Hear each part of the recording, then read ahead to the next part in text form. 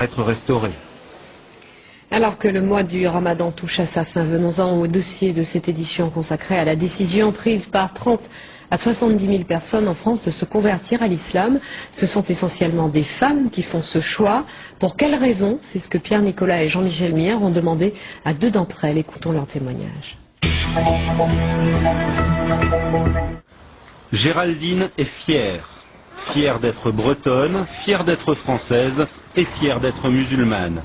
Aujourd'hui, quand elle se promène avec ses enfants dans cette cité de l'Essonne, c'est la mosquée qui l'attire, plus l'église. Avant, lors des journées mondiales de la jeunesse, elle lançait des hurrahs au pape, la croix au cou. Pied de nez au Vatican, c'est le 15 août dernier, jour de l'Assomption, qu'elle a finalement choisi d'embrasser l'islam. Elle n'a eu qu'une phrase à prononcer. La ilaha illallah wa Muhammad Rasoul Allah. Excusez-moi pour l'arabe, encore un peu de mal. Il n'y a qu'un seul Dieu et Muhammad est son prophète. Son sens de l'orientation, elle en rigole, est aussi approximatif que son arabe, mais elle s'applique. Et là je suis évidemment inversée. Donc, cette boussole spéciale indique la Mecque. Donc il faut suivre cette direction-là pour la prière.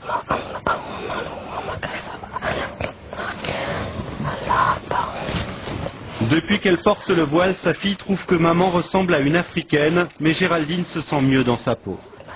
Avant ma conversion, il me prenait plus pour une femme française facile, etc.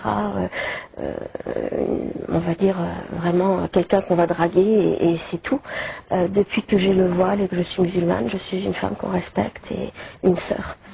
Géraldine l'avoue, elle a besoin de règles et l'islam lui en donne. Par exemple, elle ne touche plus aux bouteilles sur son frigo. Un regret?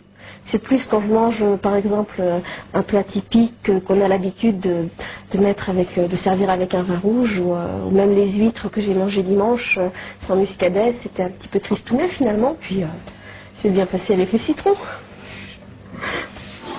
La conversion de Valérie est plus ancienne. Élève brillante, doctorante, elle a franchi le pas il y a 2 ans. On ne peut pas dire que ses parents ont mal réagi, mais ce n'était pas non plus le fol enthousiasme dans sa famille. Je dirais pas que ça les a intéressés. C'est-à-dire que je pense pas qu'il y ait une personne dans ma famille qui ait lu un livre sur l'islam depuis ma conversion. Ou qui ait fait une quelconque recherche. C'est plutôt arrête de nous saouler avec ça. Avant même de devenir musulmane, Valérie était choquée par l'interdiction du voile à l'école, choquée aussi par un monde occidental trop matérialiste à son goût. Ce qui me choque le plus, c'est sur quoi on valorise les personnes en fait. C'est bien si on est compétitif sur le marché, même si on est un peu requin, un peu filou, arnaqueur, c'est pas grave, si on est compétitif, si on sait se vendre, tout est une question de commerce, il n'y a plus que ça. Quand l'occasion se présentera, Valérie épousera un musulman. Le Coran, de toute façon, ne lui laisse guère le choix. S'ils ont des enfants ensemble, elle les éduquera selon les valeurs de l'islam, libre à eux de choisir leur religion quand ils seront majeurs.